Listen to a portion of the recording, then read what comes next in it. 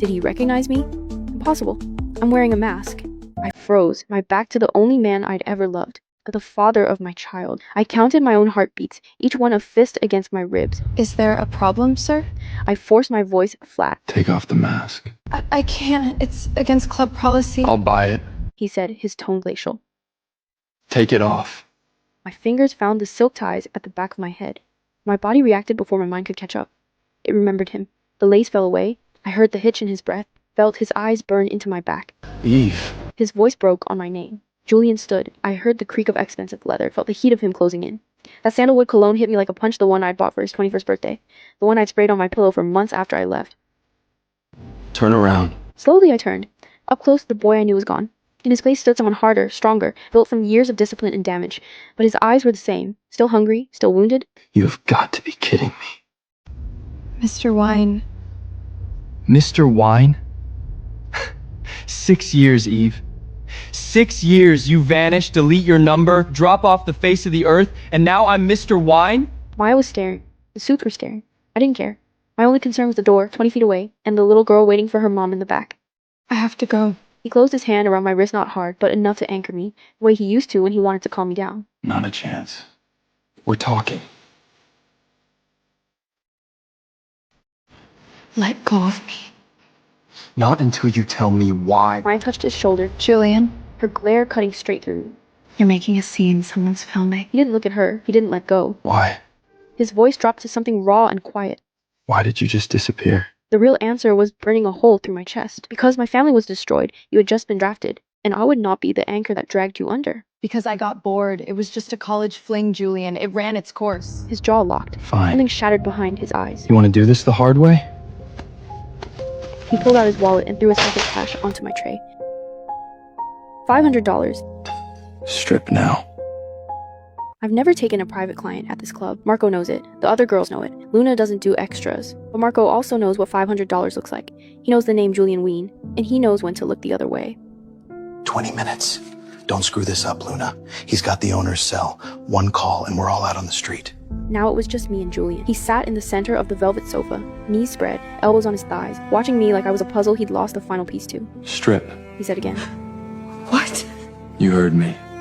I paid. The smile never reached his eyes. That's not. I don't do that. I just serve drinks. Julia, I'm not a. Not a stripper? Who are you trying to fool, princess? Dressed like that, in a place like this, serving champagne to men who are undressing you with their eyes? He glanced around the room, at the mirrors, the pole, the bed in the corner I always pretended wasn't there. What would your father say? Oh wait, he's in federal prison, isn't he? The blow landed exactly where he'd aimed it. I felt the blood drain from my face. You've been looking me up. Looking you up? I've been looking for you 6 years, Eve! Private investigators, dark web searches, I even hired a hack. He's dragging a hand through his hair. You just vanished. Like you never existed and this is where I find you? Hiding behind a cheap mask like you're ashamed? I am ashamed. Why this? His voice dropped. You could have gone anywhere, done anything. You were top of your class in computer science at Michigan. You could be writing code for a living. Why do you look like you haven't slept in years? I don't owe you an explanation. You want a show? Fine. You want to humiliate me? Fine. But don't you dare pretend you care, Julian. You made it pretty clear a minute ago that you don't. I care enough to hate you. That should tell you something. He reached for me and I flinched. Not because I thought he'd hurt me. Julian had never once hurt me. But because his touch could still undo me. Because I still remembered those hands sliding under my sweater, tracing up my spine the way you memorize something you're afraid of losing. Don't what? Don't remember what you taste like? Don't remember that morning you left? How you kissed me, told me you'd see me at graduation, His voice broke. how you lied? I stared at him. I didn't lie. You said you loved me. At the pain he kept so carefully buried. At the boy I had walked away from because I loved him too much to let him burn his future down for mine. I did, I thought, dropping my gaze. I still do. The door crashed open. A tiny blur shot into the room and slammed straight into Julian's legs. No, Lily. Daddy! My frantic eyes flew to Julian.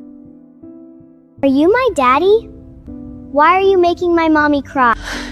She's just confused. I stammered, my heart slamming against my ribs. Eve, who is she? My mouth opened, then snapped shut. Lily ducked under my arm and planted herself between me and the tall, dangerous stranger. You're very tall. She declared, craning her neck to look up at him. Are you a giant? Julian stared down at her, at the mess of dark curls just like his, at the exact same shade of ice blue eyes, at the stubborn set of her jaw that was all me. No, I'm not a giant. I play hockey. What's hockey? It's a sport. On ice. Like in Frozen? He swallowed hard. Yeah, something like that. You made my mommy cry. You should say you're sorry.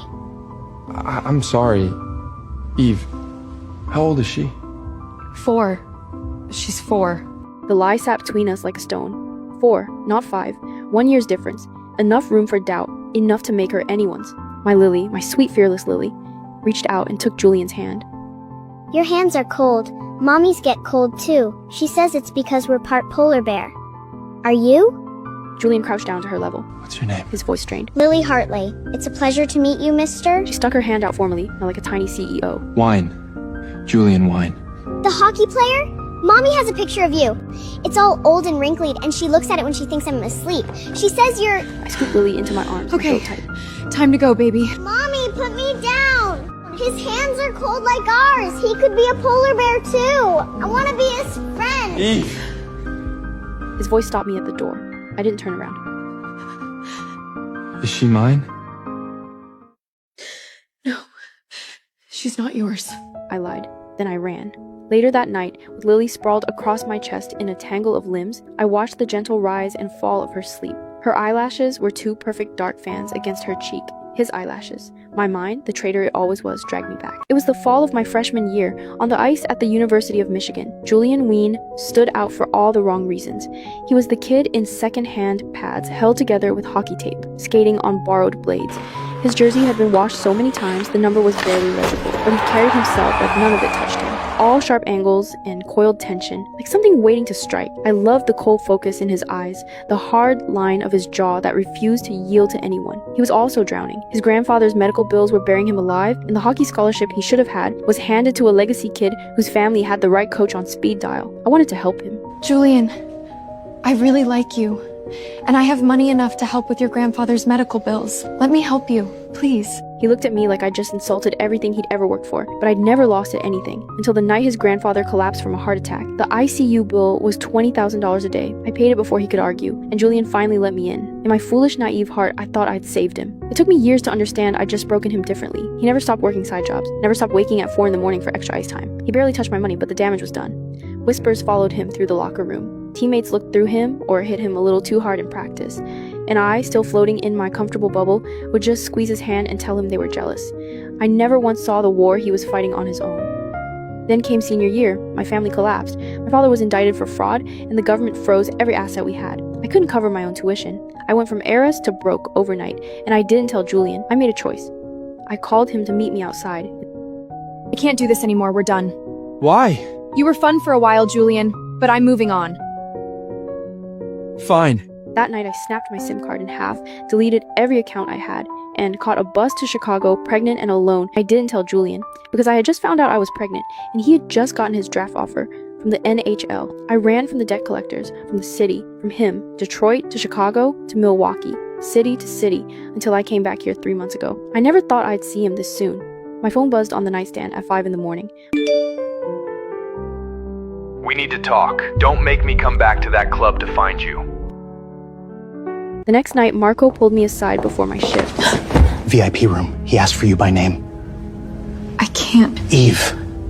He bought a $20,000 bottle. He's not going anywhere. Just go. Julian was in the same booth alone, in a leather jacket that cost more than my month's rent. He was turning an empty glass slowly between his fingers. I have other tables. Sit down, Eve. I'm not leaving until we talk. Something in his voice made me sit, on the very edge of the cushion, ready to run.